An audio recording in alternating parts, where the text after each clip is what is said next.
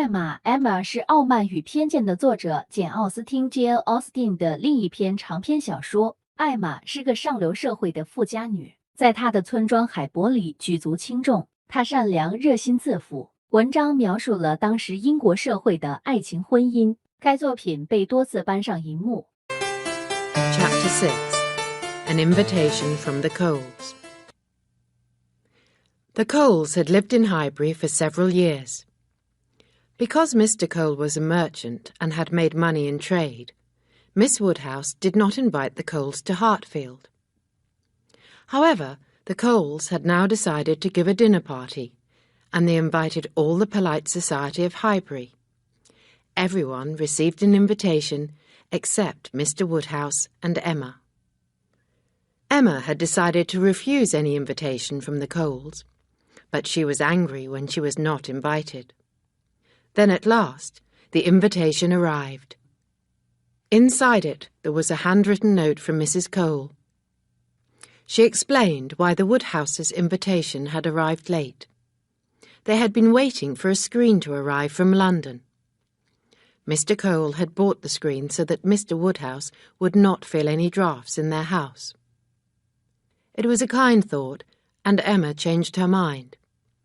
She decided to accept the invitation from the Coles. But Mr. Woodhouse could not accept the invitation. He did not like staying out late in the evenings, and meeting large groups of people upset him. "Emma and I are not fond of big dinner parties," Mr. Woodhouse said to the Westons. "I shall stay at home, but you and Mr. Knightley can take care of Emma, so she should go." "I have asked Mrs. Goddard and Mrs. Bates to come to Hartfield on that evening, Papa," Emma told her father. "You can all have dinner together and then play cards. You will enjoy that."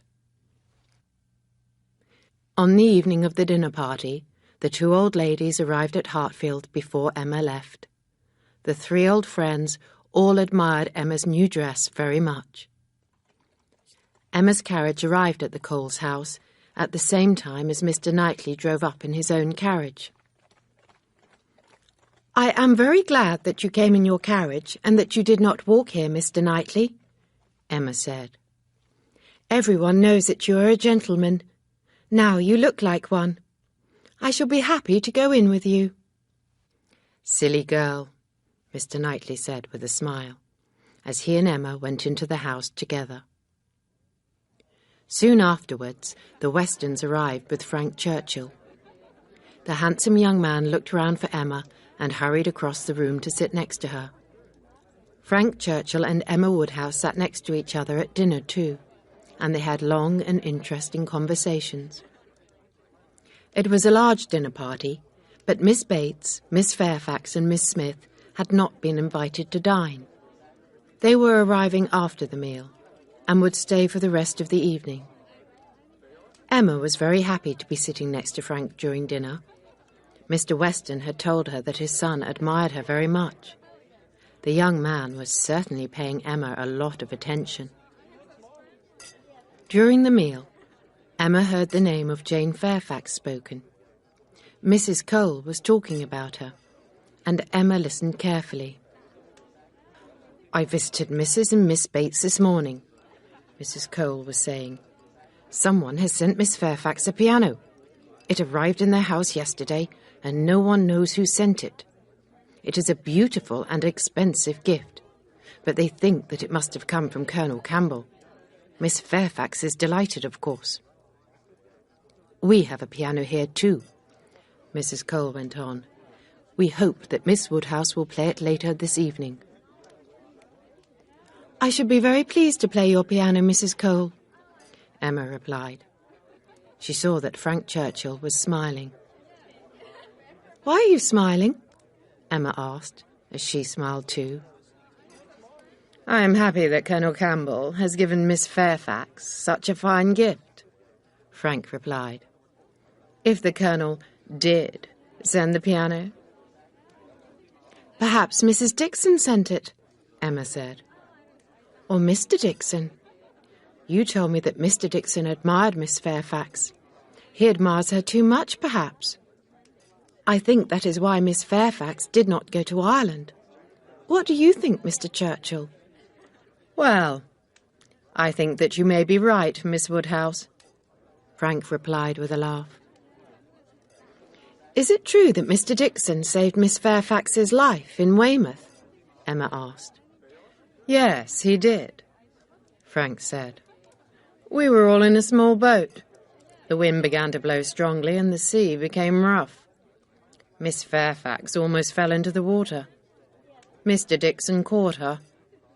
It all happened very quickly, and everyone was very upset. Emma was silent for a moment.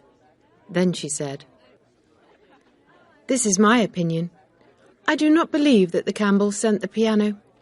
I think that it was Mr. Dixon's idea. He sent the piano to Miss Fairfax, and she knows it. Mr. Dixon is in love with Jane Fairfax. That is her secret. What else can it be? Frank Churchill smiled at Emma, but he said nothing. After the meal, the ladies went into the sitting room. The gentlemen stayed in the dining room. They drank wine and talked about business, politics and hunting. A little later, Harriet, Miss Bates and Jane Fairfax arrived. They went and sat with the other ladies. Harriet looked very pretty, and Emma was glad. As usual, Jane Fairfax looked very elegant. She blushed when someone spoke to her about her new piano and Colonel Campbell. Half an hour later, the gentlemen came into the sitting room to sit with the ladies. Frank Churchill greeted Miss Bates and Miss Fairfax. Then he walked towards Emma and sat down beside her. Frank Churchill was paying Emma Woodhouse a lot of attention. He thought that she was the most interesting person in the room. Everyone saw this. I have been in Highbury for nearly a week, Frank Churchill said to Emma. I have been very happy here. Everyone is so pleasant, and I am never bored. When I was in Enscombe, I wanted to go overseas. Now, I would be happy to stay with my friends in Highbury forever. And your friends would be happy too, Emma replied. Frank did not answer. He was looking across the room towards Jane Fairfax. Is there something wrong? Emma asked the young man. What are you looking at? I am sorry, Miss Woodhouse, Frank said. I was looking at Miss Fairfax's hair. What has she done to it? Those curls look very strange. She did not have curls in Weymouth. Is that hairstyle the latest fashion? I must go and ask her. Frank hurried across the room to speak to Jane, and Mrs. Weston sat down next to Emma. I have something very interesting to tell you, Emma, Mrs. Weston said. Miss Bates and Miss Fairfax came here in Mr. Knightley's carriage, and he will take them home again. What do you think about that? I think that Mr. Knightley is a very kind man, Emma said with a smile. And I think that he is in love, Mrs. Weston said. I think that he is in love with Jane Fairfax. I have made a match between Mr. Knightley and Jane Fairfax. That is not possible, Emma cried. I cannot believe that Mr. Knightley will ever want to marry, and he will certainly never marry anyone like Jane Fairfax. You are not good at matchmaking, Mrs. Weston. I am a better matchmaker, and Mr. Knightley will not want Jane Fairfax and Miss Bates at Donwell Abbey. Miss Bates would talk about her dear Mrs. Knightley all the time. No, I cannot believe that he will marry Jane Fairfax. Then what about her piano? Mrs. Weston said. I believe that Mr. Knightley sent it. He knows that Jane loves music. I am sure that he is in love with her.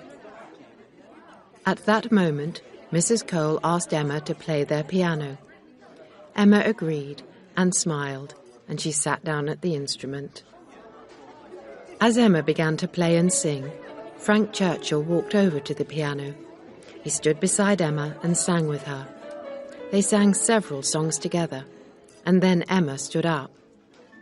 Miss Fairfax took her place, Jane played and sang much better than Emma, and soon Frank was singing with her.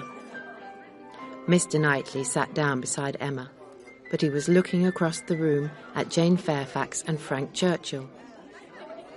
"Miss Fairfax's voice is not strong," Mr. Knightley said angrily. "That young man is too fond of the sound of his own voice. He is making Jane sing too much. I shall ask Miss Bates to stop her." Mr. Knightley turned to Miss Bates, who was sitting near to them. "Miss Bates, are you mad?" he said. "Your niece is singing far too much. She will hurt her throat. Please stop her." Miss Bates was worried about Jane too. She hurried across to the piano and spoke to her niece quietly. Jane nodded and stood up. After this, Mrs. Weston started to play the piano, and the dancing began. Frank Churchill walked with Emma to the first dancing position, and other couples soon joined them. Emma looked at Mr. Knightley. Would he ask Jane Fairfax to dance with him? No, he did not. Emma was pleased.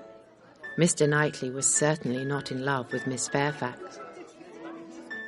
There was only time for 2 dances, and then everyone prepared to go home.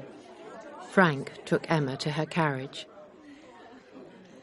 "I am glad there was no time for more dances," Frank said. "I would not have enjoyed dancing with Miss Fairfax after dancing with you." Emma was pleased that she had gone to the Coles' dinner party. The evening had made her think about a lot of things. Did Jane Fairfax have feelings for Frank Churchill? Emma did not think so. But she knew that Jane's playing and singing were far better than her own.